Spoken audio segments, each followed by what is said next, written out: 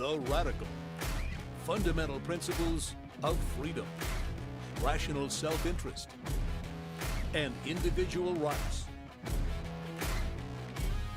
This is the Yaron Brook Show.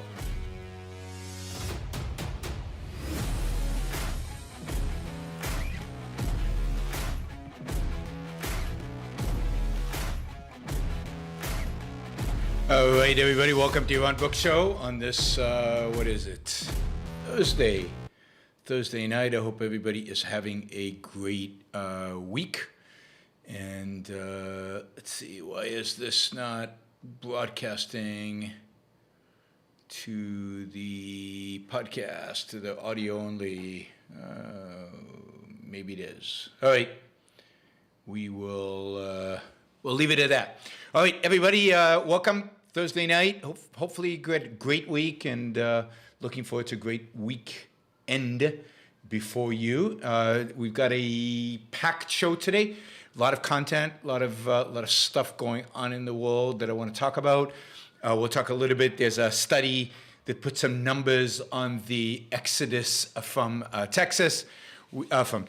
California, maybe the exodus to Texas.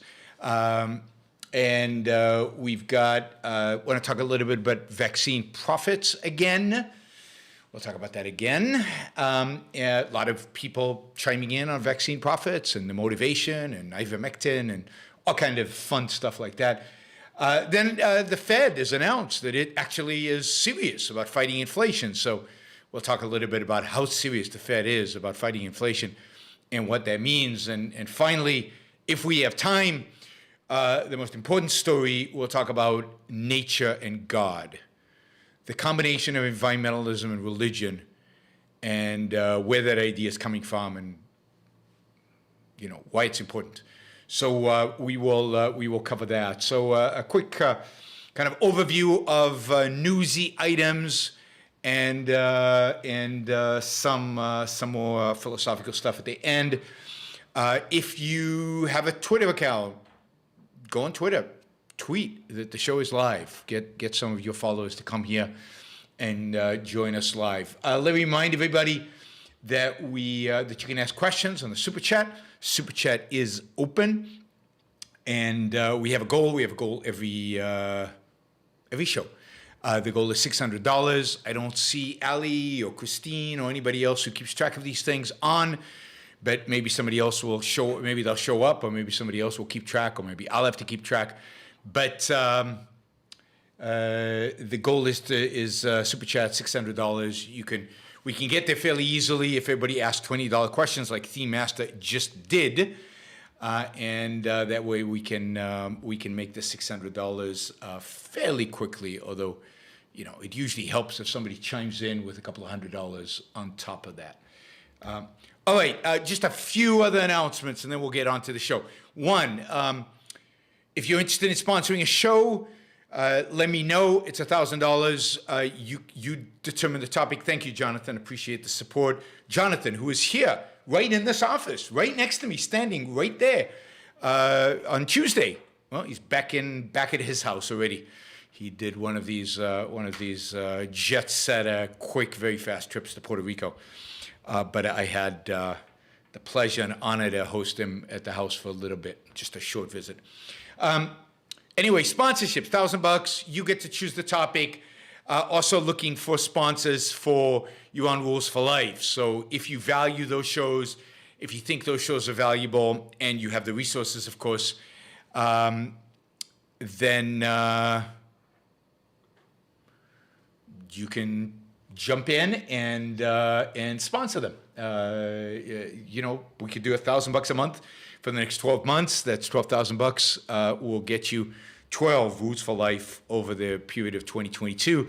And during that period, we'll also try to figure out whether we're going to write a book or not on the rules of life, Rules for Life. Let's see, what else we got? Oh, yes, Saturday. Saturday, I'm doing a small group event. It's at 2 p.m. East Coast time. It's going to be on how to defeat socialism, and it'll be a small number of people, probably around 10 people. So you can join that. It's $100. If you go to YaronBrookShow.com, you can find information there about it. You can register and pay and join us. So there's still some seats available for this Saturday event on how to defeat socialism. It's a nice small group. You get to ask a lot of questions, very interactive. It should be fun. So, I hope you join us in that event. All right, let's see. With that, I think we've done with all the announcements. Gene, thank you for the support. I really appreciate it. All right, so again, one thing you can really do to help the show is right now go to Twitter and tweet that the show is live. You can press the share button right here on YouTube, and that way we can get a bigger audience for at least the live segment. And a big audience in the live segment makes getting our fundraising goals easier, and it also gets ultimately gets larger audiences for viewing the shows more broadly. So, all right, so let's talk a little bit about California. California is probably, I don't know, from my perspective, maybe the nicest place to live on planet Earth. It has almost perfect weather. It gets a little too cold in the winter. It's pretty funny. But it gets a little bit cold in the winter as compared to, let's say, Puerto Rico, or Florida. But it does, but it's San Diego, I don't think there's a better place to be. It's warm weather, but it never gets super hot. Winters are very mild. It almost never rains. It never rains in the summer in Southern California. Northern California is beautiful, rolling hills. Further north you go, you get forests. From where I lived in California, you could be at the beach in 30 minutes. You could be skiing in 40 minutes in the winter. You can go to the desert. You can get to snow. You can get to beach. There's just a variety of scenery. The possibilities that you have are just stunning. It's just a beautiful place. It's also new. So, the infrastructure's new. The infrastructure's easy to manage. The shopping malls, the streets, there are good toll roads that get you places. The only real downside in California is traffic, and as we'll see, there might be some pressures taking care of that. It's also an incredibly productive place, right? So California is a place in which incredibly productive individuals live, whether it is in Los Angeles, which used to be in Orange County, which used to be home to kind of a lot of the what do you call them? Military hardware manufacturers. People who built planes and all kind of military technology. That kind of went away during the 90s after the Berlin Wall came down. But a lot of high tech, of course, Hollywood, and a lot of show business in LA. But then if you go down to San Diego, you've got a lot of biotech. Qualcomm is in Orange County. You've got a lot of tech and biotech in that area. And then you go to north, and of course you've got maybe the most productive area in the whole country, which is the Bay Area, where you've got the most incredible companies in the world, the envy of the entire world. Every country in the world wants its own Silicon Valley. And you've got one of the most beautiful cities in the world, San Francisco. So if you overall take California generally, California is, an amazing place. Dave says California is superficial and phony, New York is much better. No, it's not. That's just not true, particularly not the Bay Area. There's nothing phony about the Bay Area. When I was there in the 90s, and, you could drive around at 2 o'clock in the morning, and at the high-tech companies, there were lights on because people were working. There is no place more productive, even today, than Silicon Valley. And it's where innovation happens. It's where people work hard. They produce, they create, they build. The leading companies in the country, the highest growth companies in the country, and all the innovations are products of Silicon Valley. So you might prefer New York. I prefer New York, although I'm not sure I'd want to live in New York, but to visit. But in terms of if you're ambitious, if you're young, ambitious, technology-minded, and entrepreneurial, there is literally no better place than California. And if you add to that the weather, it is the perfect place to live, except for the fact that the politicians of California, and really the residents, because they vote for the politicians and they support the politicians, have basically destroyed the state. They have taken a state that is unbelievably productive, which is the fountainhead of innovation in the United States, a place that has amazing scenery, amazing weather, and amazing people. And they basically, slowly, systematically created disincentives to live there. Whether it's difficulties in opening a business, if you're not in tech, they give all kinds of special carve-outs for tech companies. Whether it's the fact that it's impossible, almost impossible, to fire somebody in California. Almost impossible to fire somebody in California.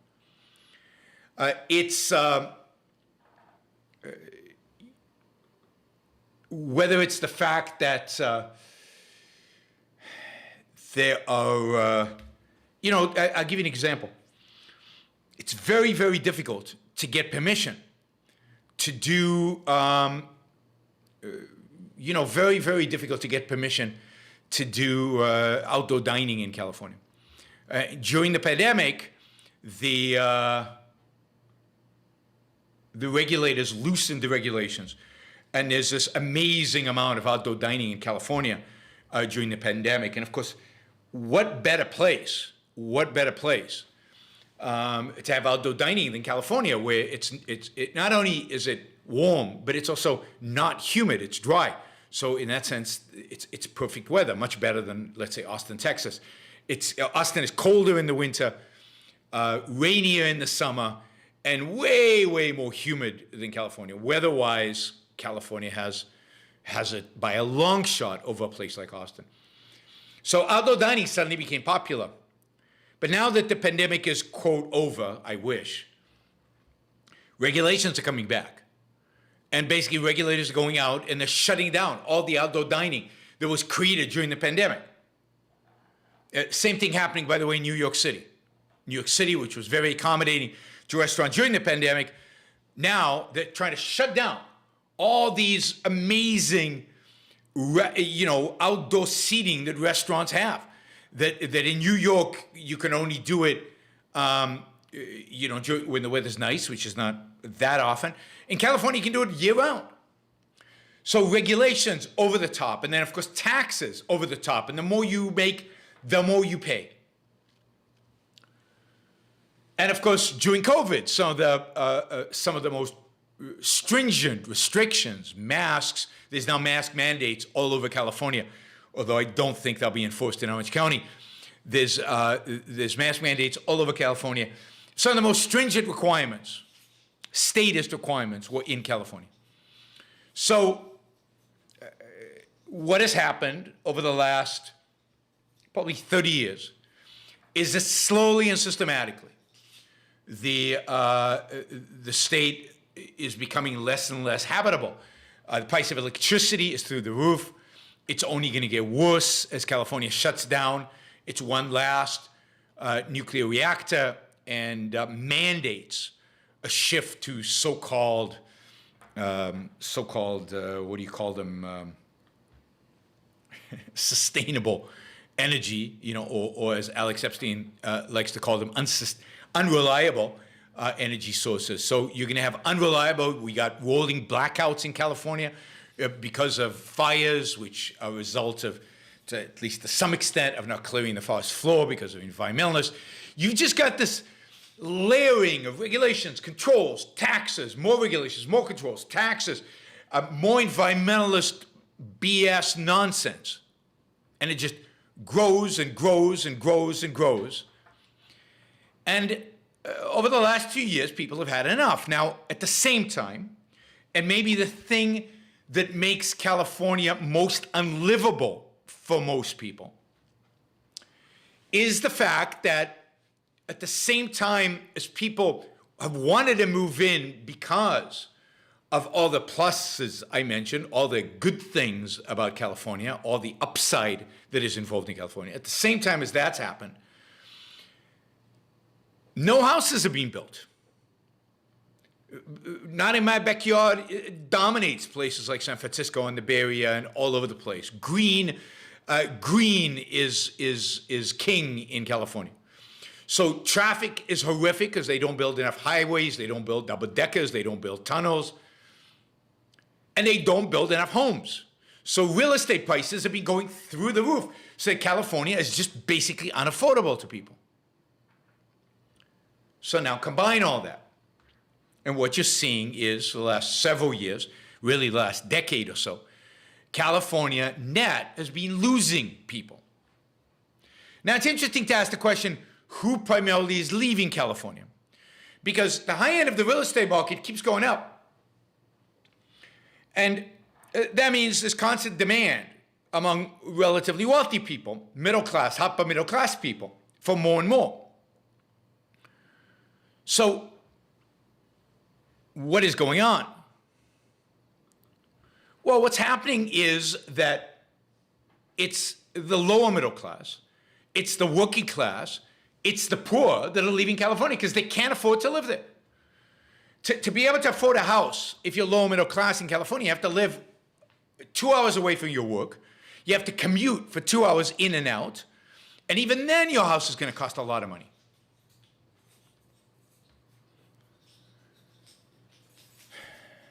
So people have been moving, and it turns out that during the pandemic, I think partially because of the restrictive nature of the pandemic, partially because people discovered they can work from afar, partially because people just get fed up and they use the pandemic as a time to reevaluate their lives and to reevaluate where they want to live, and they just moved, right?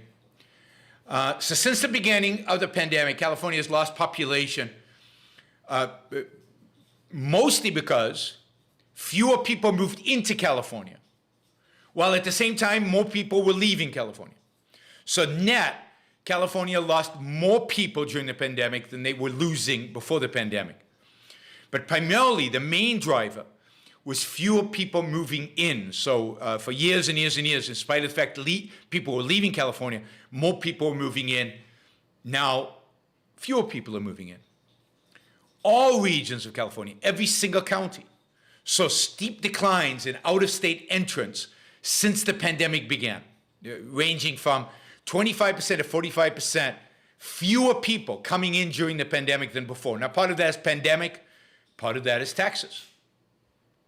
Yes, some rich people have left, Ben Shapiro, Elon Musk, Larry Ellison, but the majority of people, there are not that many rich people in the world, the majority of people, the thing that drives statistics, are low-income people who can't afford to live in California anymore. It's middle class, lower middle class people, working class people. It's not the rich. There are plenty of billionaires still in California. There are plenty of rich people still in California. One of the reasons you have massive labor shortages in California is really all over the country, but certainly in California, is because the people who take those jobs are moving out.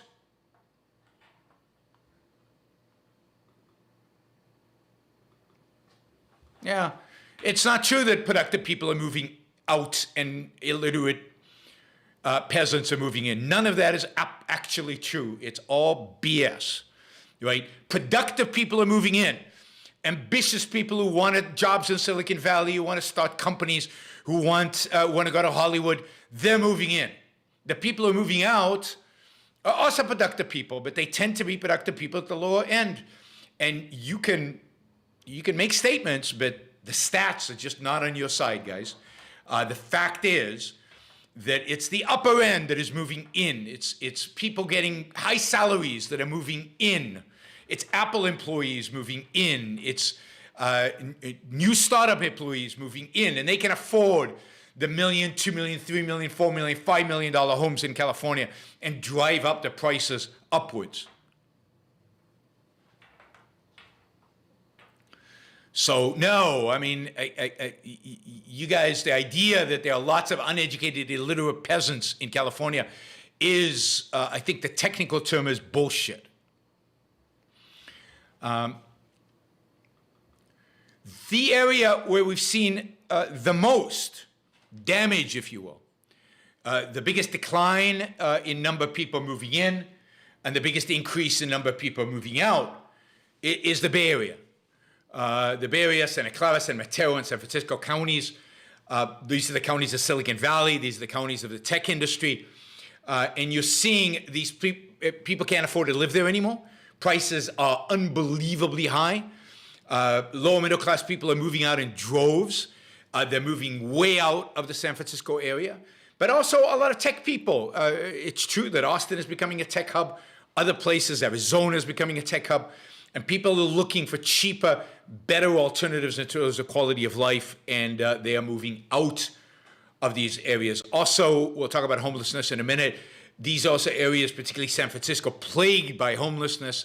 Again, a feature of the fact that people, low-income people, cannot afford homes, so they become homeless. Whereas somebody mentioned that they don't see any homeless people in Florida. Yeah, you don't see homeless people in Florida, partially because there is a lot of low-income housing in Florida. There's cheap housing in Florida. Housing prices are way, way lower than they are in California. And because in Florida, people who are poor do not get coddled like they do in California. In California, for example, your best way to get cheap housing is to be homeless for a period of time, and then wait until the mayor of and go to Los Angeles and wait for the program that the mayor of Los Angeles has initiated to get housing for homeless people, to get that into gear, and there you go. You know, you get housing. So it's yeah.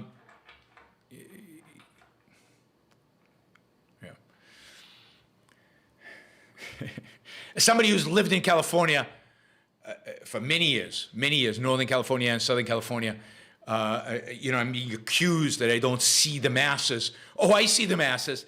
And the masses in California are unbelievably productive. California generally is an incredibly productive place. And then there's homeless people who cannot afford the housing. So, again, the people leaving the state are people who can't afford housing. Some of them are leaving the state. Some of them are staying as homeless people. You don't get that in Florida. Partially because Florida does give massive benefits. San Francisco and LA are Armageddon. They're not Armageddon. They're unpleasant if you're homeless. They're unpleasant because of all the homeless people, but I wouldn't call them Armageddon. There's still places where a lot of people love to live. All right. It is sad, though, to see what's happening in San Francisco and LA, and to see how many productive people are leaving, how many people who are working and workers are leaving. San Francisco, maybe one of the most beautiful, if not one of the most beautiful cities in the world. Just to see the dirt, the homelessness, the just everywhere. I mean, homeless people always in San Francisco is always a problem, but it's become much worse in the last 5 to 10 years, and it's truly tragic given how beautiful of a city it is. LA or San Francisco, being to San Francisco, well, San Francisco is a much more beautiful city than LA. It's not even close. LA is a pretty boring city. San Francisco is a gorgeous city. Unfortunately, they've both been so badly managed. They've both been so taken over by the left and their entire agenda that, you know, that it's a sad place. It should be an amazing place, and unfortunately, it is a sad place. All right, let's see more stuff on California here. Let's see.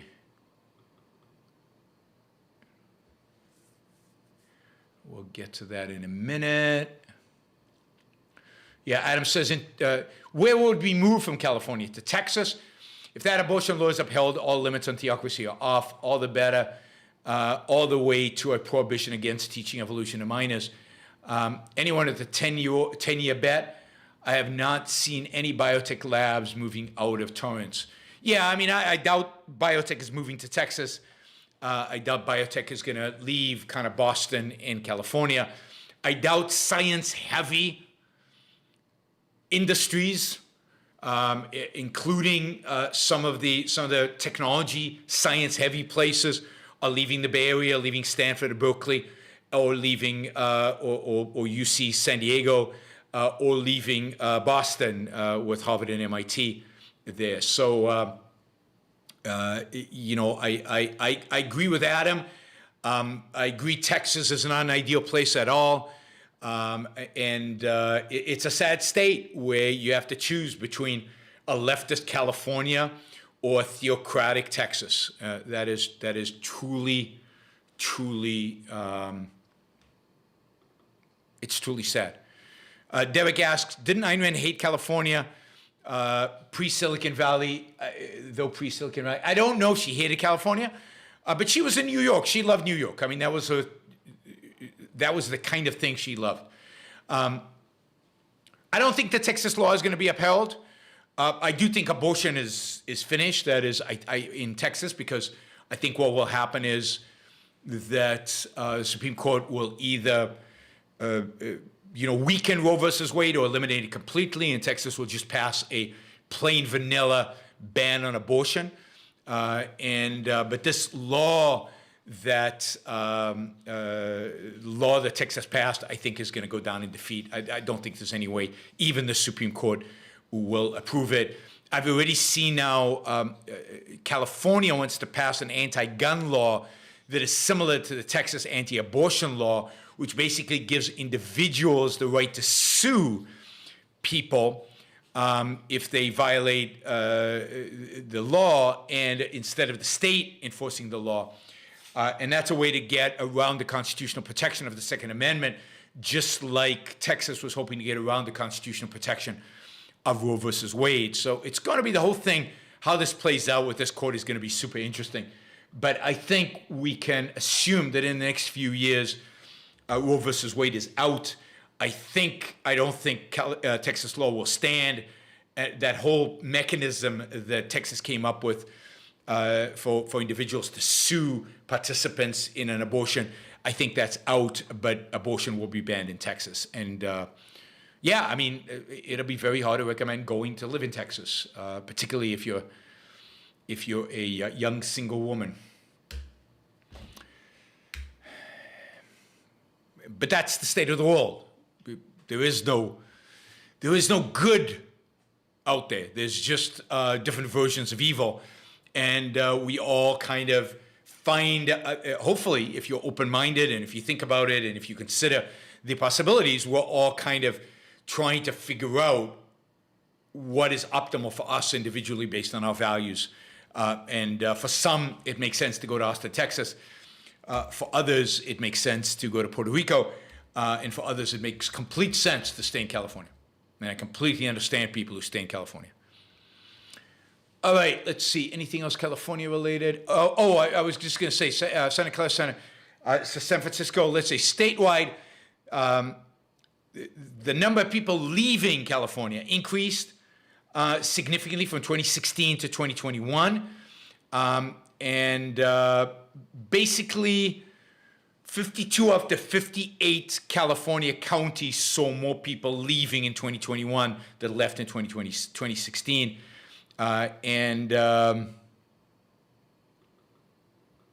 Even within California, there's less movement, although the one exception is the Bay Area, where people are just moving out of the Bay Area. They're going to other parts of California.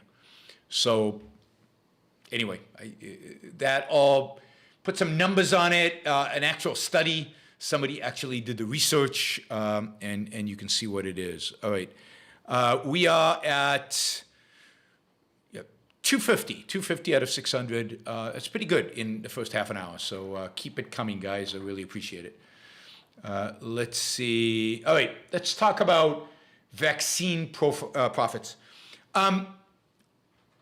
So everybody these days, almost everybody, shockingly, is complaining about vaccine profits. there's one story that they've calculated that the three vaccine companies, the main ones, Pfizer, BioNTech, and Moderna, combined are making a combined profit of $65,000 per minute, 24/7, 365 days a year. They come up with these ideas because they think they'll shock you. They take the total profitability and they divide it by the number of minutes in a day. I wonder if that's just from the vaccines, but maybe it is. Vaccine companies are making a lot of money. Primarily Pfizer, that took no money from the government and basically refused to agree to the idea that it wouldn't sell the vaccines for profit, and it has been selling vaccines for profit throughout.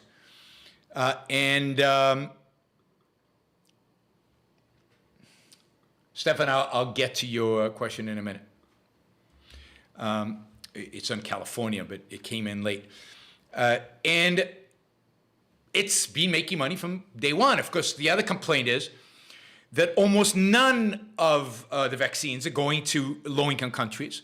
Moderna and Pfizer are almost exclusively selling the vaccines in high-income countries, the United States, Europe, Israel, places like that.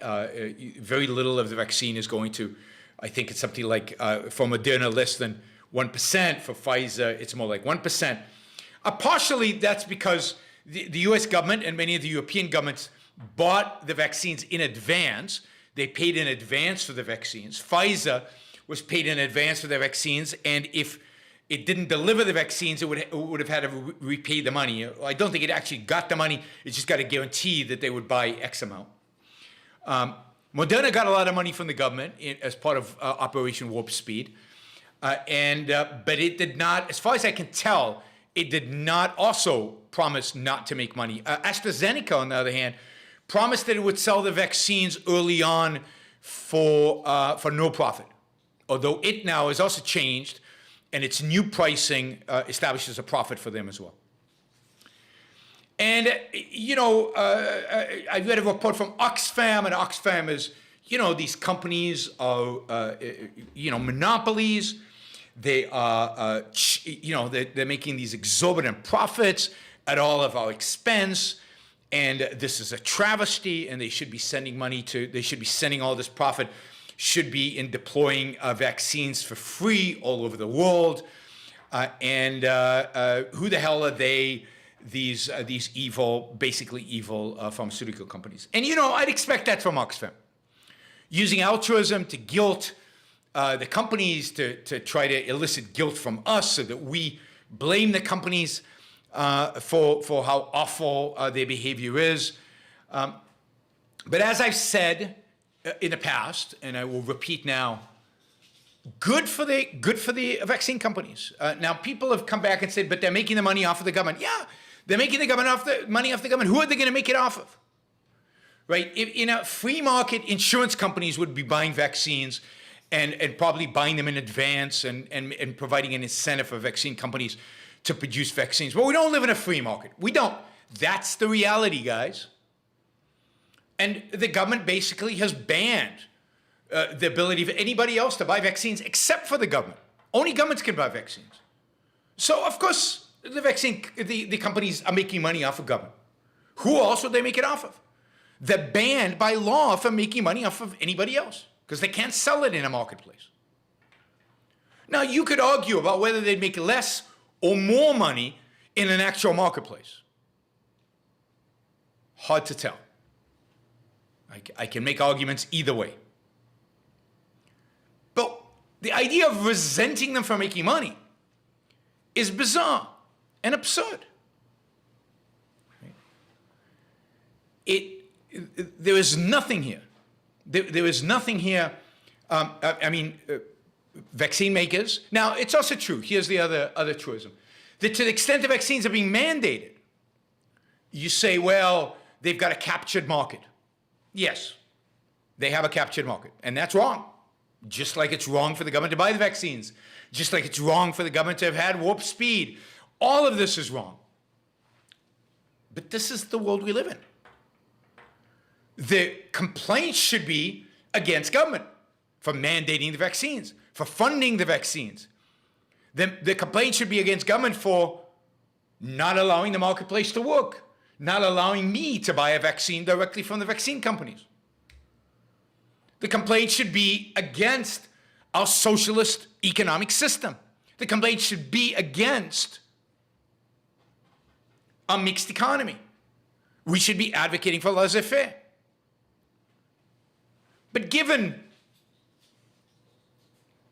that these companies produced one of the most amazing products in human history, a vaccine in less than 12 months, indeed, in less than 6 months, really, if you take out the FDA nonsense, in less than 6 months, of course they should make money. And they should make a fortune. And in a free market, they would make a fortune. And in a free market, we should be celebrating it. And yes, it's distorted and perverted by government. Okay, let's go after government. Let's go after the vaccine mandates. Let's complain bitterly about the government involvement in the vaccines. That does not change the science. It does not change the achievement. It does not change the technology. You are 9 to 10 times more likely to die of COVID if you're not vaccinated than if you are. The vaccine protects you from hospitalization, from death, even from getting the virus, just not as well as we'd hoped, and certainly not with the latest variants of the virus, Delta, and now Omicron. But you know what Delta would have done to us without vaccines is hard to imagine in terms of the number of deaths. So I get it that the left is complaining about this. They hate profits. They hate business. They believe vaccines would have appeared out of nowhere anyway. They have no respect for science. They have no respect for technology. They have no respect for business. They have no respect for what it takes to develop an mRNA platform, what it takes to develop an mRNA vaccine. No respect for it.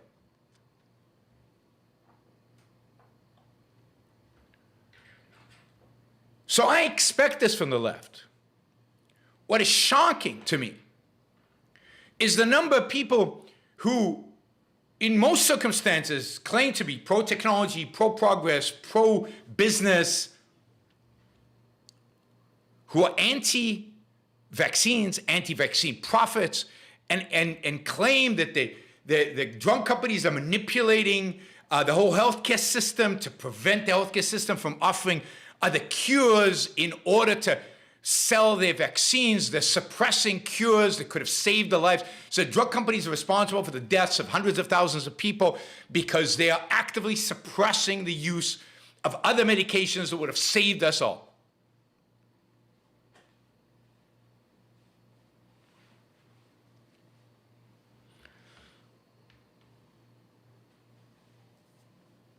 That is just horrific.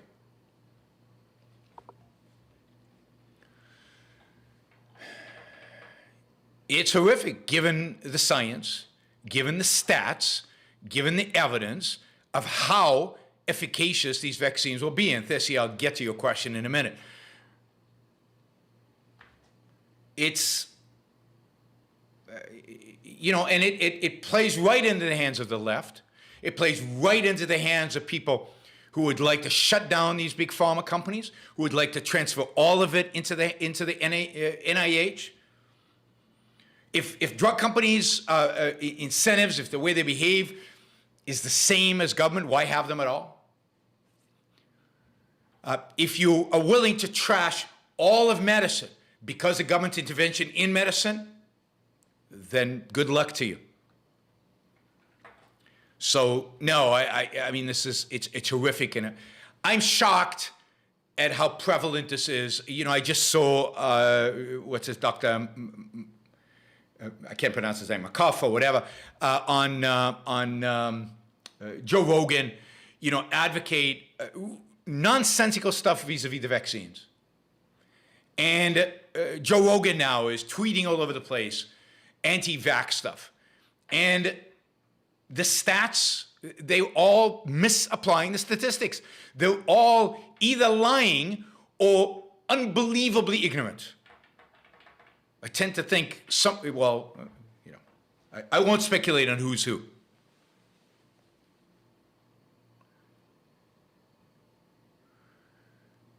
But it's shocking. I went through the ivermectin with you. It's pretty clear. We still haven't seen that there were studies. Do you people really think that drug companies have been suppressing the efficacy of ivermectin? They haven't suppressed the efficacy of other drugs, like the drug that's used in emergency rooms with COVID. I forget the name of it, but it's a steroid that is really, really cheap. Makolkov, something like that. Maklofov, whatever. Really, really cheap, and yet nobody tried to suppress that. There are other drugs being tested all the time. There are actually trials going on constantly. Every day I read, there's a new one now about some substance. Trials in Israel, double-blind studies that have shown that this other one really works. Vitamin D studies on COVID, they looked really promising early on. Not so. It turns out they don't really have an effect. There's tons of people looking at tons of different chemicals, different combinations, different drugs. I'm sure people are going to be against the new Pfizer drug, which again reduces hospitalization and reduces death dramatically. But people are going to get against that. Why? Because it's Pfizer, and we've got ivermectin, and it's even cheaper. It's just stunning to me, the implied incentive to thousands of employees at Moderna, at BioNTech, at Pfizer, the assumption that these entrepreneurs, Moderna and BioNTech, are not big pharma. The thousands of scientists and entrepreneurs are scamming the American people, and that's their interest. And then all the scientists who are telling us that vaccines are actually really, really good for you, they're all lying because, I don't know, they might own some stock in a pharma company. So there's an entire apparatus that is not related to government, that is outside of the reach of government. And not a single voice within this apparatus is willing to speak up and say, no, there's something wrong here. All of them are basically saying, look, the evidence is overwhelming, statistically and causally overwhelming, that these vaccines are amazingly good, and the mRNA vaccines significantly better than the Johnson & Johnson. Now it turns out there's a panel, I just saw a panel of scientists recommending mRNA vaccines over Johnson & Johnson because of blood clot problems, very, very minor in Johnson & Johnson. And then there's the whole thing about heart problems with the mRNA vaccines in young people. So 1 in a million are your chances of getting a real heart problem from a vaccine shot of mRNA. The chance of you getting a heart problem if you get COVID, a serious case of COVID, is 1 in 1,000. I'll take the 1 in a million so that I don't get a serious case of COVID. So anyway, I know every time I talk about COVID, every time I come out pro-vaccines, I lose subscribers, but I don't care. The truth is what is powerful, and people who want to unsubscribe. I lost a huge amount of subscribers over my interview with Amish Adalja, and that's great. When people who claim to be on the side of Ayn Rand, when people claim to be on the side of reason and reality, are just going to dismiss scientists, left and right, then that is the state of the world we live in. What can I say? All right, let's see. Thessi, I'll just take Thessi's quickly because, and I'll do the California one in a little bit. Thessi says, I have Omicron. Sorry, Thessi, I'm sorry to hear that. Right now, I had COVID in January and I'm double vaxxed. 2 of my friends are triple vaxxed and have Omicron now. Do you think maybe these vax aren't as great as they're saying? No, I don't think that. I think they're as good as they're saying they're good. Indeed, the whole point, if you read the stories when Omicron was discovered, people were saying this is a virus that's going to get around the vaccines. The vaccines are not good at stopping you from getting Omicron. But they also said, and this is playing out, that if you are vaccinated, particularly if you're boosted, you are going to have a very mild case and you're not going to go to hospital, and the likelihood of dying is close to zero. There's been very few people now, I think 10 in all of England, who've died from Omicron, and I don't know how many of those 10 were vaccinated. But overall, the vaccines have been amazing. If you look at the number of people who died from Delta, and you look at the number of people who died vaccinated and the number of people who died unvaccinated as a percentage of the vaccinated population and as a percentage of the unvaccinated population, it's a no-brainer. Yes, vaccines, it will not protect you from getting the virus, the mutated virus. Although future boosters might catch up with the mutations, but then the virus will keep mutating. I mean, we're always going to have corona, the COVID. Get used to it. You'll probably get it again next year. The whole issue is, are you going to go to hospital? Are you going to die from it? I mean, why would you get vaccinated otherwise? Sometimes I get vaccinated for the flu. Sometimes I don't. Because it's not that big of a deal if I get the flu. I mean, but as I get older, and the flu becomes more dangerous as you get older, I'm more likely to get vaccinated against the flu. The same with corona. I don't get vaccinated against COVID, so I don't get COVID, mostly. I mostly get vaccinated against COVID, so I don't land up in hospital and I don't die. Again, I've been saying this for months and months and months and months.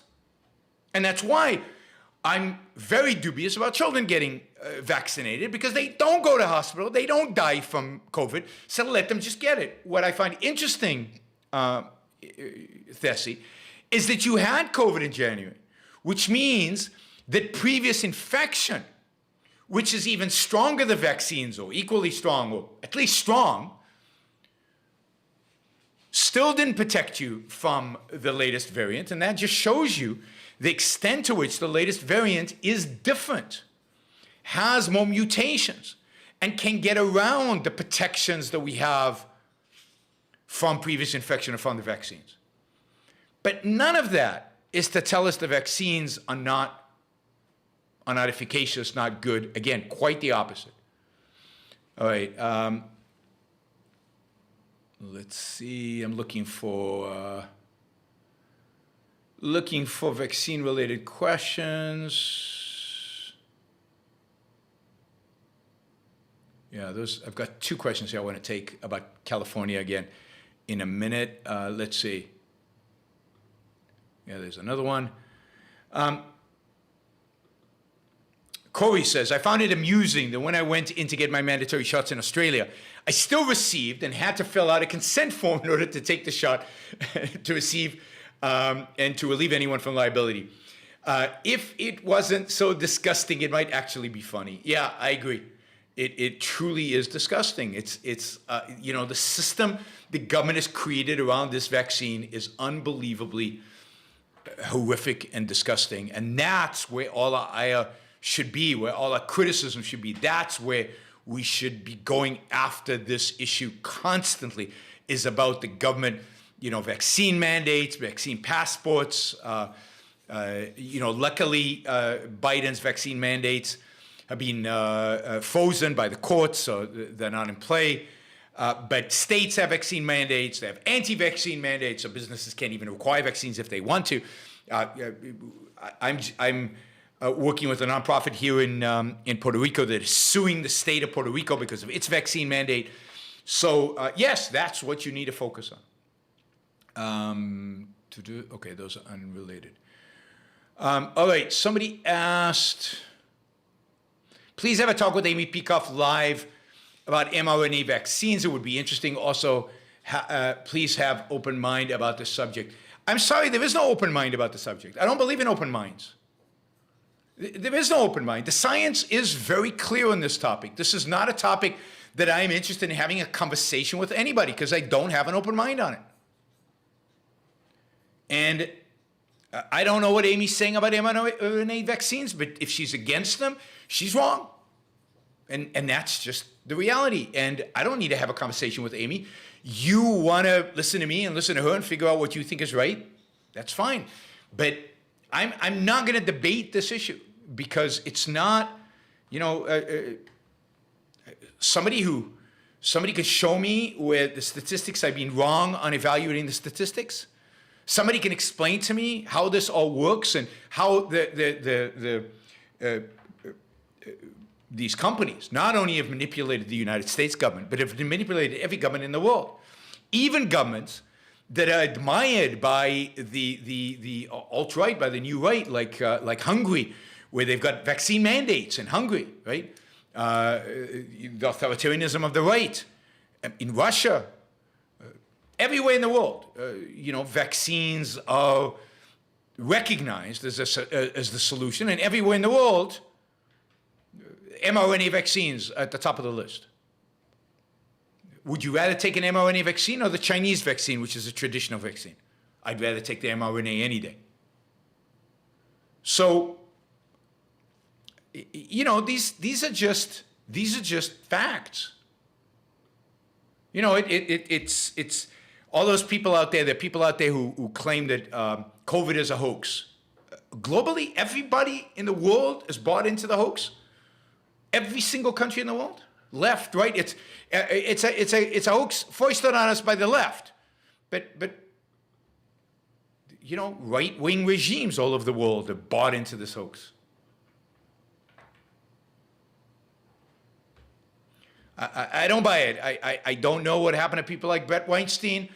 I was never thought much of the intellect of Joe Rogan, but Brett Weinstein I thought was at least smart and at least knew something.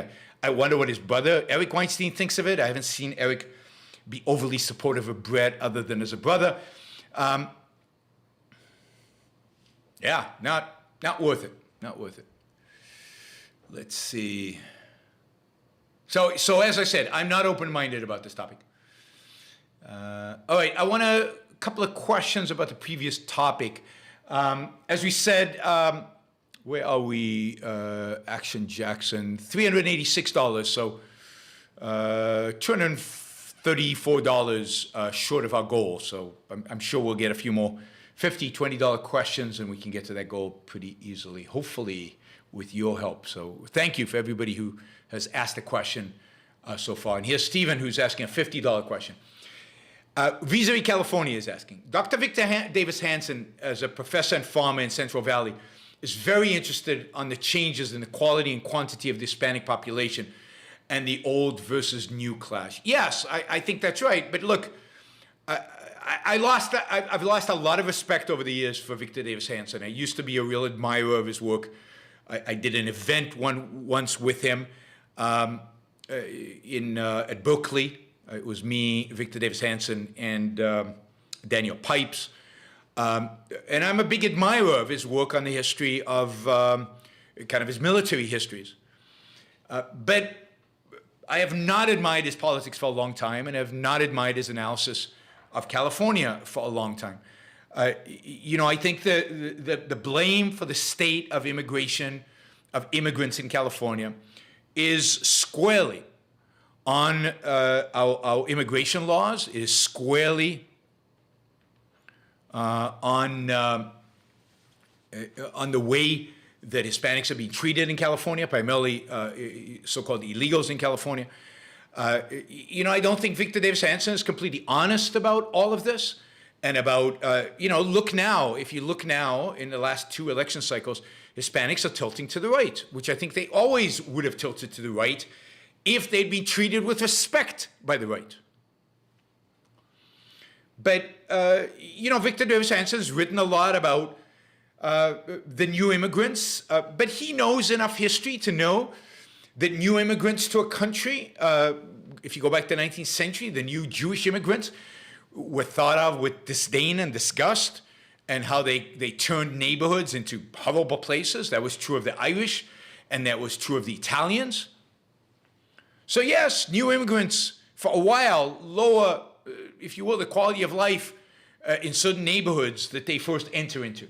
That changes very quickly as they rise up in standard of living and as they assimilate. And here's the big challenge, is that we, as Americans, not as immigrants, as Americans, don't demand their assimilation. That's the key to immigration, is we need to demand assimilation. And if we demand assimilation, then there's nothing special about Mexicans that they can't become as American as anybody else. Indeed, if you look at Mexicans after a few generations, they're just like everybody else. You can't differentiate them based on voting patterns or based on anything else. So the horror of the Latino population in California, I put at the feet of Republicans in California who've treated them horrifically. All right, there was one other one. Yes, Ali had. Not everyone is affected by abortion law, but everyone is affected with expensive way of living and mass mandates. Yeah, everybody is affected by abortion law. Everybody's affected by abortion law because abortion law never stands on its own. A law against abortion in the 21st century is an introduction to theocracy. It's an introduction to more laws that bring religion more into the state. And you will get in Texas, I don't know, mandatory Bible studies, mandatory who knows what, where you will get more and more religion interjected into the culture. Because that's where it is. People, so it is not the case that abortion law just stands its own, and if you're a man, what do you care? You should care, A, because you should care about freedom, and B, because it's a sign, it's an indication. Let me just say again to, I guess to Richard, it's not California, it's Mexifornia. That's BS. Again, I don't know if you live in California. I lived there for 20-something years, and I didn't leave California because California was not a pleasant place to live. It was an unbelievable place to live. And even places like Santa Ana, which you would go to and it felt a little bit like Mexico, were amazing places.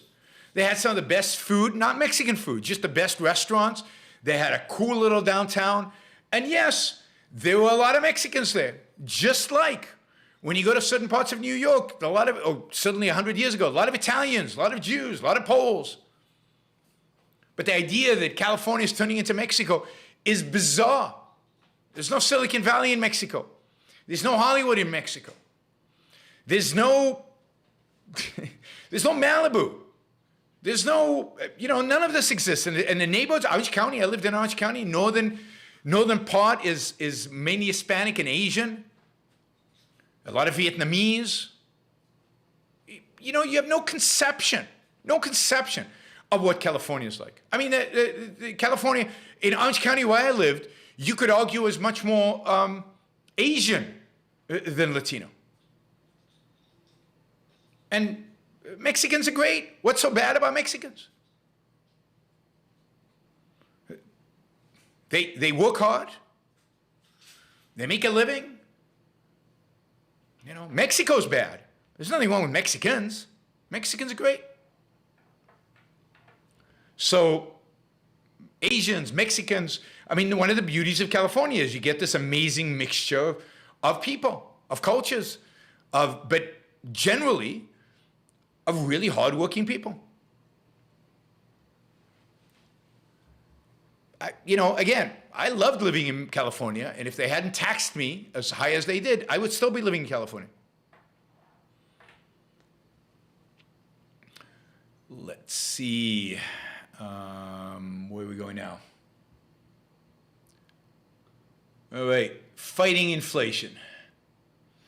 So the big story, I think, maybe the biggest story economic-wide this week was the fact that the Federal Reserve has changed its stance, and it now recognizes that there is indeed inflation in the United States of America, and that it is something that it wants to combat, that it's not just going to accelerate and let grow with no stoppage. By the way, questions, feel free to ask questions on the topic or on anything else. I've got a backlog of questions on all kinds of topics here. Most of them are below $20. But from now on, if you could do $20 questions, we're in the last half an hour. Do $20 questions so we can get to our goal of which we're about 220 or something like that short of. $20 questions. All right. So the Fed announced that, yeah, it looks like surprisingly, shockingly, inflation is not just transitory, but it's actually real. So what they've done, inflation is Trump's fault. It's Biden's fault as well, but it's certainly also Trump's fault. Without those checks that Trump wrote to everybody, and without his advocating for even more checks that Biden actually passed, but that Trump pushed for, we wouldn't have inflation. Inflation is primarily a phenomena of the last year and a half, of the last 2 years of literally sending checks to people. Economic, quote, stimulus, which has basically increased demand for goods while keeping people at home who are going to supply it. So you've had a significant increase in demand for goods, for products, which is what writing checks to people does. Right? Bush has his own place in hell. We don't have to go that far back. COVID is responsible for this round of inflationary pressure and this round of price inflation that's widespread, that is infecting lots and lots of goods, that is disrupting supply chains. That is all COVID related, and there are only two presidents that can be responsible for that, and that is Trump and Biden, and neither one of them should get off the hook for that. Inflation is also a phenomena. There's a whole physical theory of inflation, which I think is interesting. And that is the idea that as people, as markets look at, as people look at the government deficits, and government deficits growing and growing and growing, as they come to the conclusion that these government deficits cannot be paid for, that either the answer is either default or inflating them away, that's when people's inflation expectations rise, and that's where you get more inflation. So a lot of this is the budget deficits, and if you had to blame anybody for budget deficits, you'd have to go back to Bush, Obama, Trump in a big way, and Biden in a big way. So again, past presidents leading up to where we are today, and Biden right now, with just spending plan after spending plan, trillions of dollars after trillions of dollars after trillions of dollars. Yeah. The last time the United States had a balanced budget was Clinton, 1999. Ever since then, we've had ever-growing deficits, and the deficits under Trump were ever-growing, bigger than under Obama, and I fear that they're going to be even bigger under Biden. And as a consequence of that, I think that's part of why we're seeing inflation. So, two ways in which the Fed thinks it can deal with inflation. Whether these actually will deal with inflation, big question mark. One is the standard way, raising interest rates. And they are now promising that they will raise interest rates next year 3 times. Like inflation's happening right now. They'll raise interest rates next year. Don't worry. They know what they're doing. They always do. They've got their formulas. They've got the equations. They know what they're doing, so trust them. And then the second way in which they think they're going to fight inflation is they're going to stop buying bonds. So they've been buying huge quantities of bonds. And they promised that sometime in the first quarter of next year, they'll stop buying bonds. And they're going to start slowing down buying bonds. Now, they're going to slow down, but they're still going to buy bonds. Now, what happens when you buy a bond? You're taking out a financial asset, a bond, out of a circulation. You're putting money in. Again, whether that's inflationary, how exactly that's inflationary is a real question, right? It's a real question. But they think it's inflationary, or they think that stopping it is disinflationary. Now, it's interesting that they still bought, I think, $90 billion of bonds this last week. So they're still going at a record pace. But notice, this is typical government response. We have a real problem, inflation. Year-over-year inflation at its highest that it's been since 1982. And it's not just at the consumer level, it's at the producer level as well. There's real inflation out there in the economy, and it's rising faster than what economists and people at the Fed and people in government are expecting. So this is worse than anybody expected. Anybody in government expected. And what is the response? Well, instead of raising interest rates in 2023, we'll raise them in 2022. And early on in 2022, at some point in 2022, we're not promising exactly when, we'll stop feeding the inflation by dumping more and more money into the economy. It's truly stunning. It's like the FDA, when they gave emergency authorization to the vaccines, they said, yeah, this is an emergency, we'll figure it out really, really quickly. And then they kind of went away for 3 weeks to make up their mind, even though they had all the data. And 3 weeks later said, yeah, okay, we'll authorize it. How many people would have been saved just in those 3 weeks if the vaccines had been available? It's just, the whole attitude of government is, just wait for us. We'll deal with it when we need to. And, you know, the Fed is basically saying, we don't know if we really believe in this inflationary stuff. We don't know exactly how to deal with it, or we don't know that we need to deal with it right now. We're a little afraid to raise interest rates because we're afraid that the market will drop. And indeed, the stock market today, you know, NASDAQ was down like 2% today. And people are thinking that it's partially because of worries about, well, the Fed is going to squeeze the amount of money, raise interest rates. It's not good for stocks. So maybe what the Fed is doing is testing the market, and if the market responds really, really negatively, then they won't do it. This is what Paulson did in 2018, when for a while he said he was going to raise interest rates, and Trump told him, don't raise interest rates, really, really bad, and stock market went down, so he backed off, and he didn't raise interest rates. Maybe he's doing the same thing. He's talking the talk to see how the market will respond, trial balloons, whatever. Is the Fed really committed? Is the Fed really interested in engaging in dealing with inflation? Is it willing to suffer the consequences? Is it willing to see interest rates go up high enough to quash inflation, but also raise the cost of borrowing for the government when it's running such high deficits? I mean, the consequences of not doing anything are horrific, because we're going to get higher and higher inflation. The consequences of actually doing something serious about it are horrific, because we could really have a deep recession, and the government spending is just going to spiral even more out of control because of the interest payments that they would have to make. And that would only potentially make the recession and potential inflation even greater. That's a disaster. I think what the Fed is trying to do is do something soft, not to have too much impact on anybody. How's that going to work? Well, we will have to see. These predicting these kind of things is really, really, really difficult, and really tempting to make big, bold pronouncements about them. Very difficult to be right about those bold pronouncements around them. But I see inflation, you know, what is it now, 6 to 8%. I see that sustaining, you know, and staying with us for quite a while. I don't see forces out there that are going to reduce this inflation. The fact that wages are going up significantly is, again, a sign that the inflation is throughout the economy. It's not just asset inflation. It's not, for example, just the stock market going up.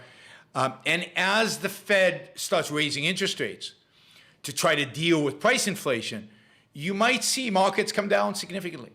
Markets don't like higher interest rates, and they're not used to higher interest rates. They've gotten used to zero interest rate environments. It'll be very interesting to see how it all plays out.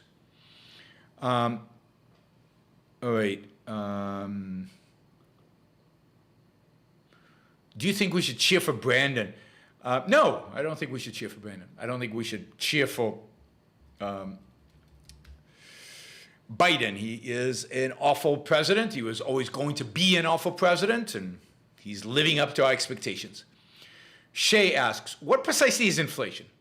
Money supply increasing, consumer goods cost increases relative to what? Something else? People argue metrics without even defining what it is to be measured. Yeah, I mean, that's a great point, Shay. And Shay, and it's a tricky issue. Traditionally, inflation has been increase in money supply. The problem, I think, in the kind of financialized world in which we live, in a kind of world in which we live where money is so fungible, everything's electronic, and there are lots and lots of money substitutes, and money flows in and out of countries at a blink of an eye, and is constantly flowing. It's very, very difficult to figure out what the money supply is and whether it's increasing or not. So superficially, all of us thought that the money supply was increasing during the 2008-2009 financial crisis, when the Fed went on this massive buying spree of assets. But by many measures, the money supply did not increase. And that's why you could argue there was no inflation. So there's no consensus around what a good measure is for money. Now, we know that with gold what it is. But in this world in which, particularly now that we have 0% interest rates, with 0 interest rates, government bonds, particularly ones, let's say short duration government bonds with less than 1 year Treasury securities, are they money? At 0 interest rates, they serve as money, they function like money. Are they not money? So when the Fed buys treasuries and issues currency, is it really increasing the money supply when the treasuries were money before and the new money is money? And so it's very, very difficult today to figure out exactly what money is and to measure it and to know whether we're increasing the supply of money or not. M1, M2, M3, modified M3, there used to be an M4. Which one is right? Which one actually reflects anything? And are any of them right? Maybe the real measure of money is different than M1 and M2. I mean, I wish Milton Friedman was alive today and to comment on this and to help us out. But I think even he was surprised sometimes by the lack of inflation, because even he, I think, lost sight in a financialized world of what money is, but in particular, in a 0 interest rate environment, that becomes even more difficult. Gold is not a good reflection because gold is a speculative asset. It represents the market's anticipation of inflation, not what inflation is right now. So gold went up a lot last year in anticipation of inflation. Now that we have it, it's flat. It's basically saying, okay, it's priced in. The inflation we have right now is priced in. We're not expecting even more inflation. Maybe, but gold is also heavily manipulated by big buyers, including governments. Hard to tell what the price of gold is actually reflective of. The way most people talk about inflation is the way the Fed talks about inflation, and that is the rise of consumer goods. And, as measured by the CPI or by the adjusted CPI or by CPI minus, volatile food and the food index or whatever. It's your cost of living. Is your cost of living gone up or down? It's what you pay for stuff. Now, those of us who understand how money works, that's one way in which monetary inflation gets reflected. It's not the only way. You could have malinvestment, misallocation of capital. You can have asset bubbles. You can have all kinds of ways in which prices change in distortive, artificial ways that is not the price level in the entire economy going up. But certainly the price level in the entire economy going up is one form of inflation. And that's the form most people are familiar with. That's the form most people talk about. That's the form in which the Fed is discussing right now. That's what we say is up 6 to 8% or something like that. It's that kind of inflation. It's cost of living. So that's what most people mean by it. And whether the Fed can lower that is very hard to tell.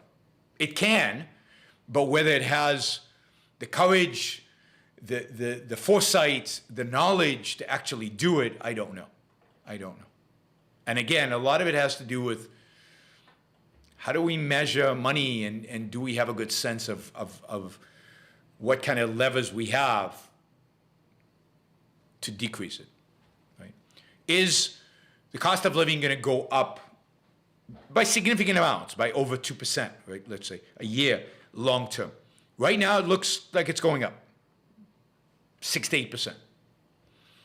How much is it going to go up in a year, in 5 years, in 10 years? Well, if you look at the markets, it suddenly looks like the markets don't believe it's going to go up at all. They believe the Fed will crush this inflation and it's going to go away completely. But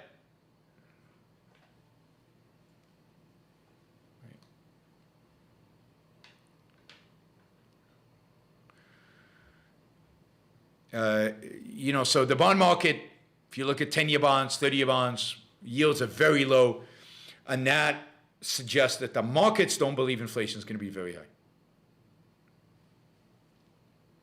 Well, the more, if wages rise alongside,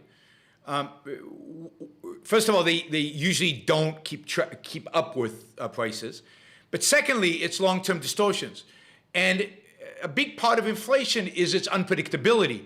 And the problem that creates is planning. How do you plan for the future? I mean, this is Michael Ali has the question. How does a young person in this decade build long-term wealth in the face of inflation eating away returns from investing in the market? Well, you invest in the market because the market will keep up with inflation for the most part. But the problem is companies have a hard time with inflation because how do you plan into the future? How do you make capital allocations decisions? How do you decide whether a project is worth investing in or not? What interest rate do you use? Do you look at the bond market, which says there's not going to be inflation at all? Or do you look at inflation right now and you price that under that assumption? A lot of projects are less profitable. But it's the uncertainty. If I could predict inflation every single year into the future, what's good for the economy, what's good for economic planning at the corporate level is a predictable prices, predictable future, at least in that dimension. The more uncertainty, the more difficulty there is for businessmen to plan. That's the real danger of inflation. It distorts the ability of businessmen to plan for the future. All right, let's see. We're at 446, so we're looking for $150 to make it a 600.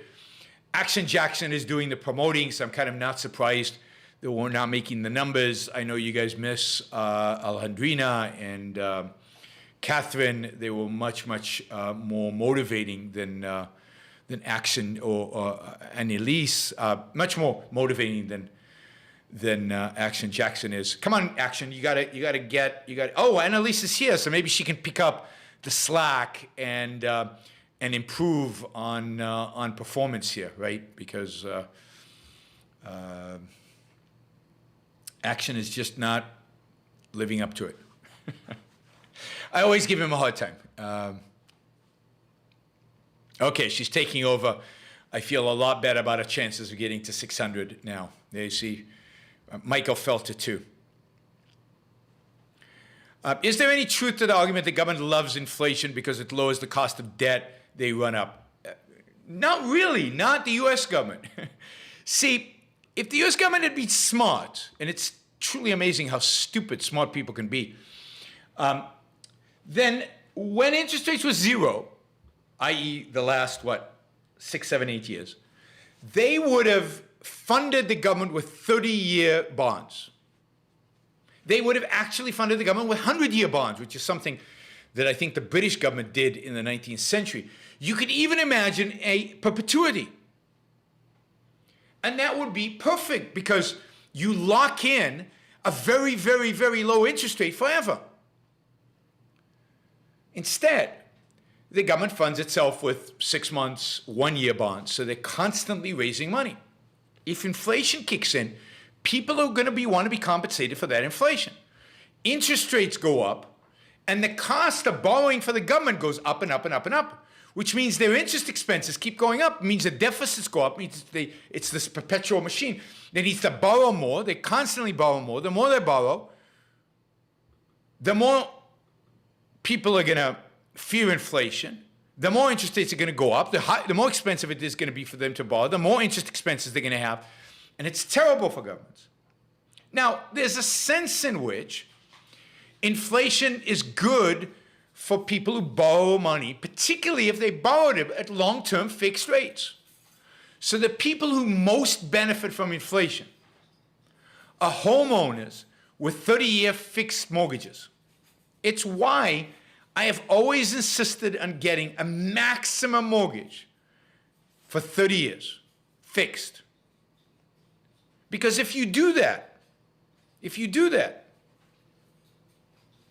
right, then if inflation picks up, and let's say your wages start increasing with inflation, so let's say your wages are now increasing by 6 or 8%, and you're only paying a mortgage on all that money at 2%, then you're making a killing. The mortgage becomes cheaper and cheaper and cheaper every year. And if we ultimately get hyperinflation, like in Israel we had 1,000% inflation, then you could pay off your mortgage in a couple of years. A 30-year mortgage can be paid off very, very quickly because the money becomes insignificant. So I am super happy, would be super happy because I got a huge mortgage. I would be super happy if we got a short bout of really, really, really high inflation so I could pay off my mortgage and then be done with it, right?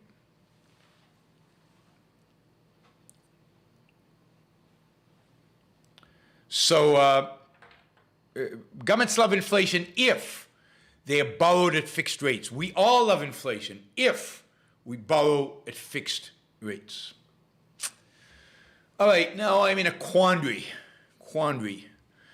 I could do this topic, nature and God, but then we're going to go well into the 2-hour plus. And I have a bunch of Super Chat questions, and you guys still need to ask a bunch of Super Chat questions if we're going to get to $600. And Elise is here now, and you certainly don't want to make her unhappy. So, hopefully we can reach that target. So I am going to skip the nature and God and move it to another show. We'll do it. I promise we'll do it because and maybe we'll do a whole show on it because there's enough material here to do a whole show.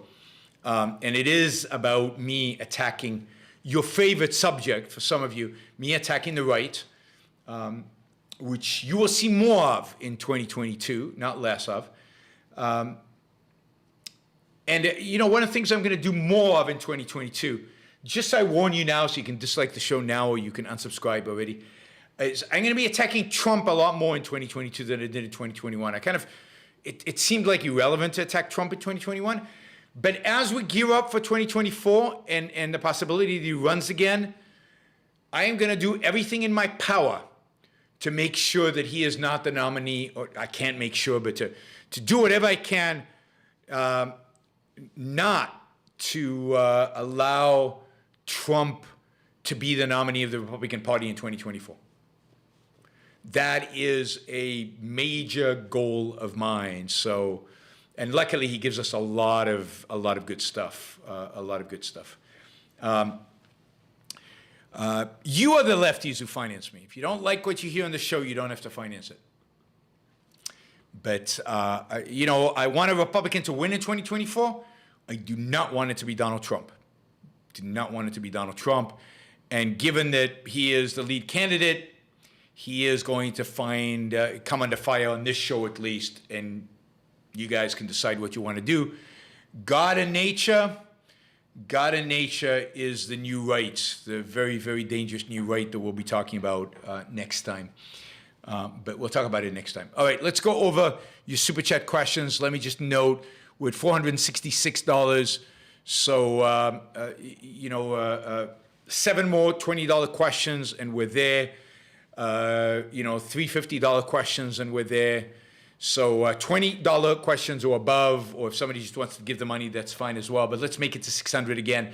We have not missed the $600 mark this month. So every single show has made it 600. Let's not make it. If we don't make it this time to 600, I'm going to blame Action Jackson. I mean, what the hell? Why not? Right? Let's not do that. Let's not do that. I think we all hate the left. I want to teach you how to hate the right as well. That's my goal in life. You can hear about the wokeism on a million different channels. There are a million channels that are constantly, nonstop talking about wokeism. And with all due respect, I think wokeism is already on the decline. I think that the Democrats have figured out that it hurt them in the last elections, that it's not popular with voters, and they're kind of shutting it down slowly. But you can hear wokeism stuff everywhere. But, I'll still do a lot of wokeism, don't worry. I attacked the left when I talked about California. I attacked the left when I talked about Oxfam critiquing the vaccines. I attacked the left when it came to inflation.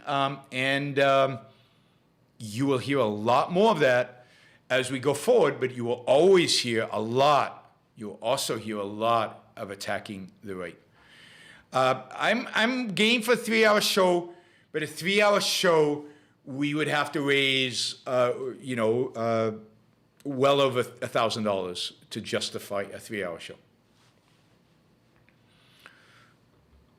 Yeah, the only way to save the Republican Party is to destroy Trump. It's the only way to save the Republican Party. And I'm going to join forces with whoever's willing to do that and do it. So thank you, Ginger. Ginger said, lead on about Trump. The Republican Party is killing itself. I agree completely.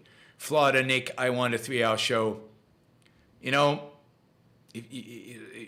For the right amount of money, I'll do a 3-hour show. But that's long. I'm already feeling it right now in an hour and a half. I'm a little fading. We'll get through these super chats. Okay, let's start with the $20 ones. Does the epistemological choice to evade in life derive from our poor metaphysical beliefs? That is a really good question. It depends what you mean by the epistemological choice to evade in life, right? The fundamental choice of not to focus comes from that being a choice. It doesn't come from anything beyond that. But I think a lot of our choices to evade here and there and not here and yes there come from a variety of different beliefs. Moral beliefs, political beliefs. A lot of people are so bought into their tribalism vis-a-vis Republicans that they don't want to look at Trump, so they evade the whole issue of Trump. Right? And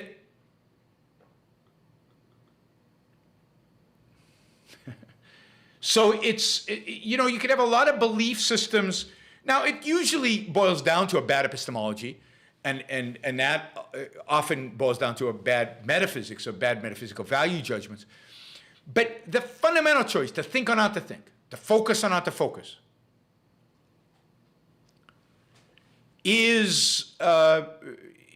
doesn't have a ideological cause. It just is. Young people, but not every act of evasion is at that level. Lots of acts of evasion are at a much higher level, where the acts of evasion is, if you will, motivated by all the different bad choices you have made about holding particular ideas in metaphysics, epistemology, ethics, politics, and so on. Now, I will have, Theme Master, I will have Harry Binswanger on the show to talk about these kind of epistemological issues and to talk about free will and to talk about evasion. He's the guy to really ask a question like this. He'll be on the first week in January. I don't have, I could get you the date in a second. He was supposed to be in the last week of December, but he had a shift on me. So he is now on the 4th of January. So make sure you're with us for that show, and prepare all the questions you have on free will, all the questions you have on epistemology, all the questions you have on the technical philosophical stuff. Harry Binswanger will be here on the 4th of January to answer your questions. So I'm really looking forward to that show. Okay, let's see. Anonymous Doe says, how does buying a house fit? Oh, this is an inflation question. I should have answered before. But anyway, how does buying a house fit in with inflation? Should we buy? Advice on buying. I thought I remembered you saying you always get the biggest mortgage you can. Yes. So you want to buy before inflation hits. Or if you believe inflation is going to continue or increase, you buy early. And you want to get a mortgage before inflation hits. I don't know what mortgage rates are right now. But if mortgage rates are still low, max out on them. Get a 30-year fixed rate max mortgage. When you buy, refinance, do whatever you can to take advantage of low mortgage rates, because they won't last. As soon as inflation picks up, as soon as the market recognizes inflation picking up, mortgage rates will rise significantly. So now's the time, or the time might have passed. The time might have been this summer. And somebody said they got a 15-year mortgage rate. That's fine. 15-year is fantastic as well. Just don't get a variable rate mortgage if you expect inflation in the future. Themaster asks, when I speak to green people online about moving to nuclear, they fall dead silent. Any thoughts on what they're feeling? They're feeling fear that they've been caught out. They're feeling that emotion of, shit, I have no answer to that. And yeah, they don't literally think this, but yeah, he's kind of zeroing in on the fact that what really motivates me is hatred of progress, hatred of economic growth, hatred of economic success. And that's the kind of fear that they're feeling. That's what they're feeling. Because that's what their opposition to nuclear really suggests. They're not interested in zero carbon. They're interested in no electricity, in no production, in no economic success. They want us to fail. They want the economy to struggle. Ginger, thank you. I really appreciate the support. Thank you. All right. Michael asks, that NPR hit piece by on Rand today was so childish and ridiculous as usual. However, I'm seeing Rand's name being brought up significantly more lately. Are we approaching exponential growth? Is Objectivism about to take off? I don't know. I thought we were approaching exponential growth in the late 2000s when things really took off, and then it all died down. And suddenly it died down during the Trump era. But Biden might be good for Ayn Rand. It might be ready to take off. Maybe people are fed up with both left and right. Maybe this is our time. We will see. We will see. It's really, really, really hard to tell. All right, let's see. Shay, do you think Biden beats a Trump-DeSantis ticket? I don't know. Biden is in deep trouble. Biden is deeply disliked. Republicans generally have a great opportunity to take back the House, maybe even the Senate, and they have an opportunity to win the White House in 2024. God forbid it is Trump. I don't care who the VP is. That doesn't really matter. God forbid it is Trump. You know, and Trump might be the only Republican who could lose to Biden.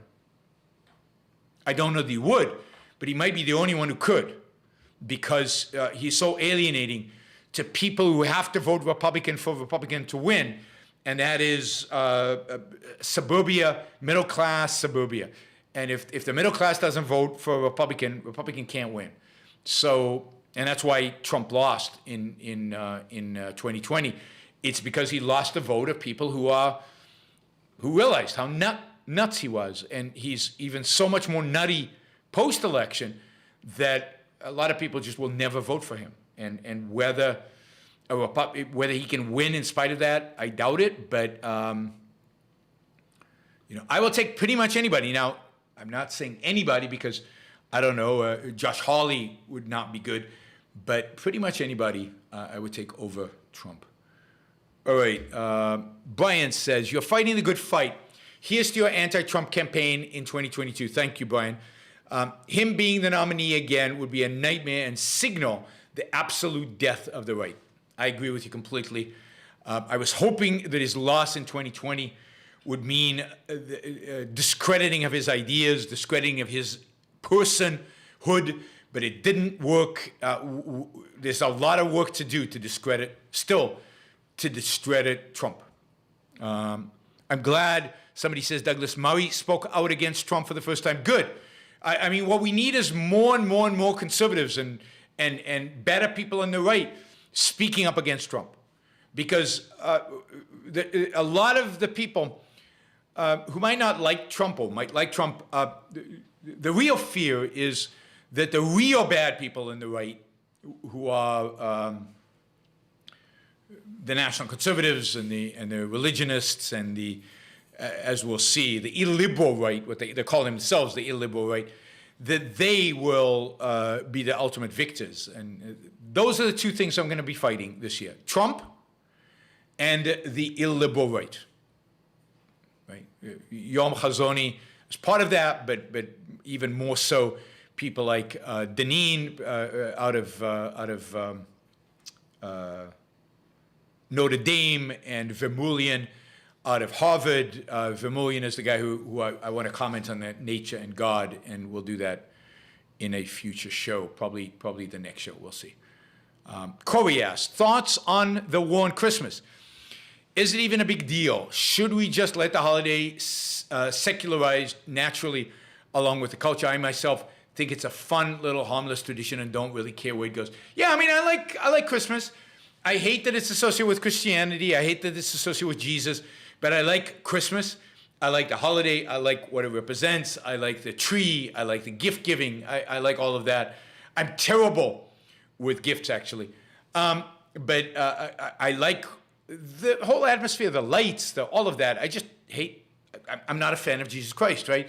Not a fan of anything celebrating Jesus. So I'm pro-Christmas. I wish everybody Merry Christmas. But yeah, let's let it take its course. Let's secularize it. I'll do a show on Christmas and how I love the fact that Christmas is commercialized, how I love the fact that everything's about selling stuff. That's great. That's wonderful. I'm an anti-Christian Christmas lover. How about that? The left is unbelievably annoying. They're horrible, but so is the right. All right, Daniel asks my best war movie. Daniel, it's going to take me a few minutes. I think I did this. Didn't I give you my favorite war movie a few weeks ago?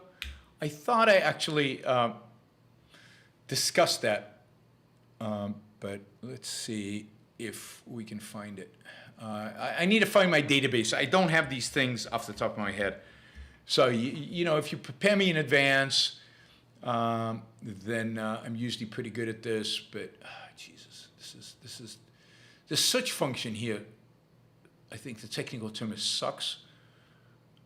It's not what I want, not what I want. In this folder, in this Dropbox, looking for folders. Okay, let's take other questions. In the meantime, I'll get to the war one. We're short, I think, $20, guys. Maybe only 15 now with Liam asking a question. Okay, have you ever asked Sennheiser to give you some dollars because of the headphones? Sennheiser headphones. I promote them. I actually use other headphones for other purposes. This is my broadcasting headphones. I have two pairs like this, one for California. Don't have them anymore. They're here in Puerto Rico with me. So I have two pairs of Sennheiser headphones. No, but that's a good idea. I mean, Derek is doing his marketing shtick. Maybe I should ask them. With $582, so literally $18 short. And let's see. Why does Yom Chazoni hate Immanuel Kant? His orientation is basically Kantian. Well, because he's explicitly religious, and he's explicitly an empiricist. He considers himself an empiricist. And, while Kant is, Kant can be interpreted in so many different ways, but, and this is, again, a good question for a philosopher. Kant emphasized, I think Yaron doesn't completely understand why he dislikes Kant. I don't think he understands completely why, what Kant represents. I think for him, Kant represented secularization, whereas to me, Kant represents the exact opposite. Kant represents the rebirth and the kind of the establishment of religion, giving it philosophical grounds, if you will. I answered your $50 question. Yes. Yes, Michael, I did answer your $50 question. I don't know when in the show, but I definitely did answer it. Let's see if that's the right database. Yes, that's the right one. All right, we'll get to the favorite war movie in a minute. So where are we? So he hates Kant because he views him as the culmination of the Enlightenment. He hates Kant because he thinks Kant is starts from first principles, is a rationalist, where he's not. He thinks Kant is defending reason when he's not reason properly understood. But he accepts Kant's definition of reason.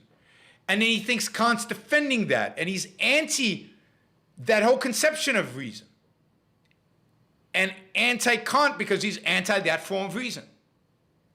Instead of saying, no, Kant, you're wrong about what reason is this other thing that's actually good, he buys into Kant's definition of reason. So it's an interesting, complicated kind of together. I should have a better answer for that. I haven't read his book where he talks about Kant in a long time, but I'll have to brush up on it if I debate him again. Let's see. Derek asked, used to think we were living in Atlas Shrugged was hyperbole, but now I think we're actually getting close to that. It's creepy stuff. Yes, and it's creepier every year, and we're going to be living with this for a long time. And we might have a little breathing space sometimes, but then it all comes back. Enric asked, is there a correlation between beautiful, productive centers, whether San Francisco, London, Paris, and being progressive? Yeah, I mean, look, and I hate to break it to you guys because I know you guys will not like this, but the fact is that the left brings culture with it.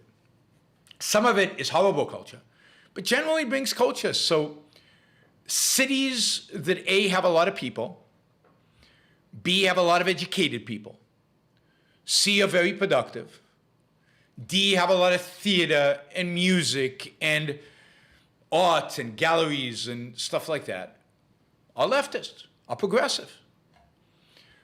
The fact is that culture goes with education, and education is something that breeds leftists, or at least doesn't breed people who are not people who are better than that. Now, I don't think any of these cities,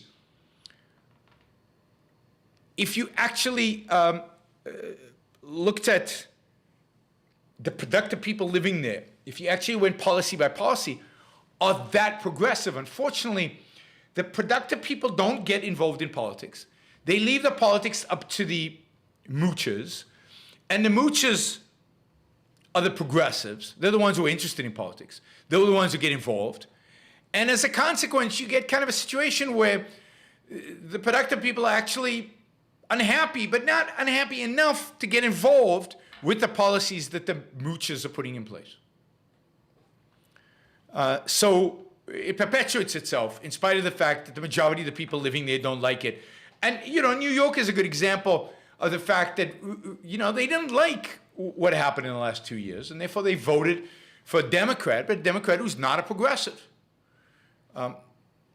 But it took a lot to get them to do that, because it took them a lot to get people involved. Most people just don't want to be involved. They don't want to bother with it. So they don't, the better people, for example, in Silicon Valley, don't get involved in politics.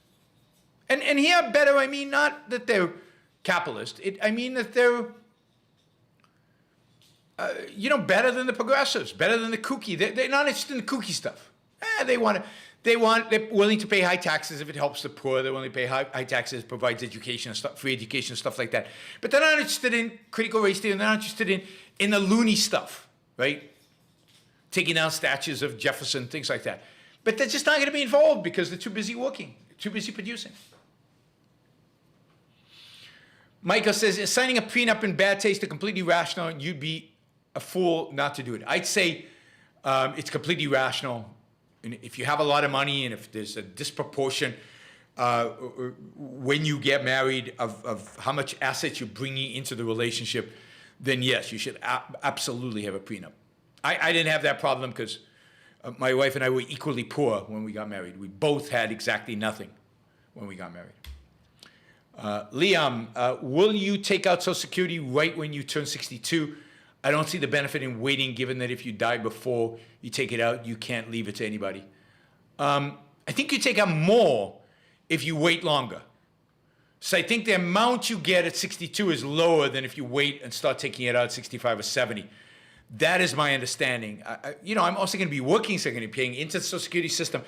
I don't know. At some point, I'm going to have to sit down with a financial advisor and figure all this out because I'm getting close to 62. Luckily, I've got a financial advisor, somebody who actually knows this stuff. I don't. And we're gonna work out all this stuff and like when should I start pulling out Social Security. Liam asked, what do you make of Elon Musk's Twitter war with Elizabeth Warren? I'm really starting to like the guy. Me too. I mean, how can you not like him based on that, based on the interview that I commented on last show or 2 shows ago? He's definitely a mixed guy, but when he's good, he's really, really is good. All right, guys, we are short, what is it, Annalise? You know, $13, $12, $13. Somebody come in with $12, $13 just so we can say we've never not made the $600 target in December. We've made every single show, so I just need like a $15, quick $15 contribution, and we're done. Okay, Daniel asks he asked for the best war movie. I'm not going to give you the best war movie. I'm going to give you my favorite war movie. Or actually, I'm going to give you a few of them because it's hard for me to rank these based on what is the best. It's easier for me to rank them based on what I think is my favorite, right? And let me just sort this so I can easily find them. Okay. All right. So here's a few of them. Wow, there are quite a few war movies that make my top list. All right. Bridge on the River Kwai. Travis, thank you. Travis just gave $20 and put us over the $600 mark. So every day, every show in December, we've made the $600 mark. Hopefully, we'll continue that trend, and this will be a gangbuster December. By the way, if anybody wants to do any matching gifts, particularly for the New Year's Eve show, let me know. Again, sponsorships, let me know. Bridge on the River Kwai is a fantastic movie. It's one of the great movies, in my view, one of my favorite movies of all time. The Great Escape, a great World War II prison movie, but great. Guns of Navarone, an exciting, a really exciting, based on a McLean novel, and you know, just a fun, exciting action movie made in, I don't know, the 60s. Hangmen Also Die, a classic, a Fritz Lang movie made in the 40s, I think, about an assassination attempt or a successful assassination of an SS commander, I think in Czechoslovakia. Excellent, excellent drama, suspenseful, exciting, and really, really, really poignant from a moral perspective. Deep dive into morality, into what is moral. So powerful movie, one of the best movies. Certainly one of the best movies, war movies ever. Patton, I'm a huge fan of Patton and a huge fan of the movie Patton with George C. Scott. Excellent. Pimpernel Smith, this is a movie that's very, very hard to get, but it's an excellent movie. If you know the Scarlet Pimpernel, which is another one of my favorites, the Scarlet Pimpernel, this is the Scarlet Pimpernel in during World War II or just before World War II. Same kind of story. Not, Midway is, I don't think Midway is a particularly good movie. It's fine. It's a lot of airplanes and bombing and stuff like that. But movie, it's okay. Platoon, I'm not a huge fan of Platoon. I just don't think I don't think it's a great movie. Passive Glory is very good. Probably one notch under the movies that I'm mentioning here. But Pimpernel Smith, if you can find it, is a Shenandoah. Now you'll notice most of my war movies are not action movies. Shenandoah is an excellent movie. It's an anti-war movie about the Civil War. Scarlet Pimpernel novels are great. Pimpernel Smith is an updating of that. Spartacus, one of my favorite movies all time. Spartacus, I don't know if you'd consider it a war movie, but there's fighting in it. Almost all these movies are old. 12 O'Clock High, excellent, suspenseful World War II movie. The Train, no action in this, but incredible drama, incredibly suspenseful, about saving artwork in Paris under German occupation. Amazing, amazing movie with Burt Lancaster. And probably my favorite all-time war movie, but almost nobody would consider it a war movie, but one of my top 5 movies of all time, favorite of mine, is This Land Is Mine. This Land Is Mine. The theme of the movie is heroism in spirit. The spirit of heroism, what it means to be a hero, not of action, but a hero of spirit. In every dimension, this movie is about heroism, all kinds of heroism, and what they mean. It's got one of my all-time favorite actors in it, Charles Laughton. It's got Maureen O'Hara. It's just a fantastic movie. The Resistance Banker. It was good, but it wasn't great. Wind Talkers, same thing. Full Metal Jacket is not a good movie. It's two different movies. The first half and the second half, ultra violent, overly so, unnecessarily so. Patriot with Mel Gibson. I think it's pretty shallow. I prefer, of that genre, I prefer The Last of Mohicans. I think Last of Mohicans is the best modern movie of those. Apocalypse Now, powerful, very depressing, very negative theme, all about madness. What is the movie really about? Do you care at the end of the movie about anybody, about any of the characters? No. So it doesn't, Apocalypse Now would not get a high award for it. I mean, it would get a 3 maybe out of 5. All the movies I said before, 5s. So Mrs. Minerva, not exactly a war movie. But let me again quickly run them by. So if you want to go watch some of these, let me know what you think.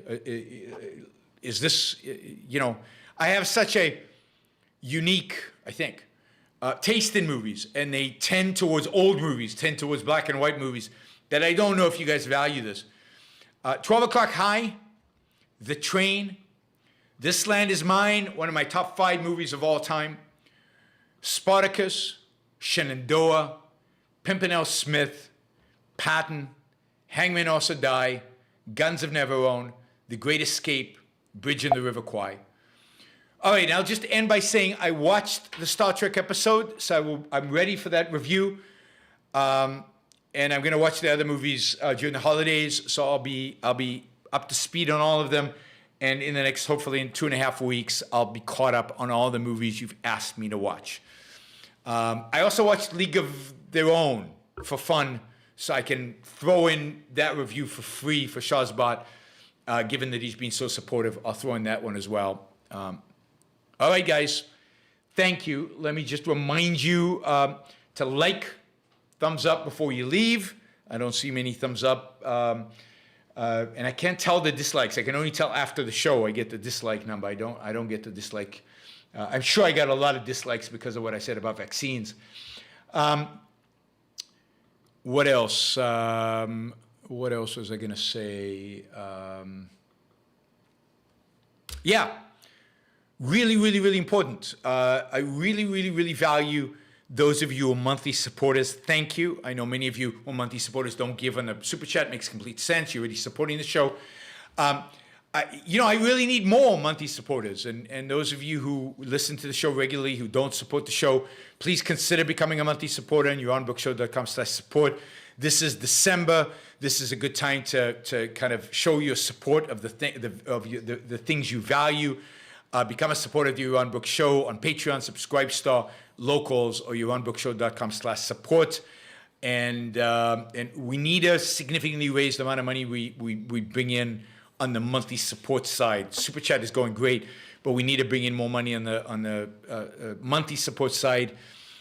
So I'd appreciate it if any of you who don't yet give, consider supporting the show and the values that it represents. All right, guys, have a great Friday, which is tomorrow. And I will see you Saturday. There'll be a show Saturday. There'll be a show Sunday. Sunday, I think I've got Nikos on. I think Nikos is coming on the show to talk about tribalism. So I will see you both Saturday and Sunday. Have a great week. Bye.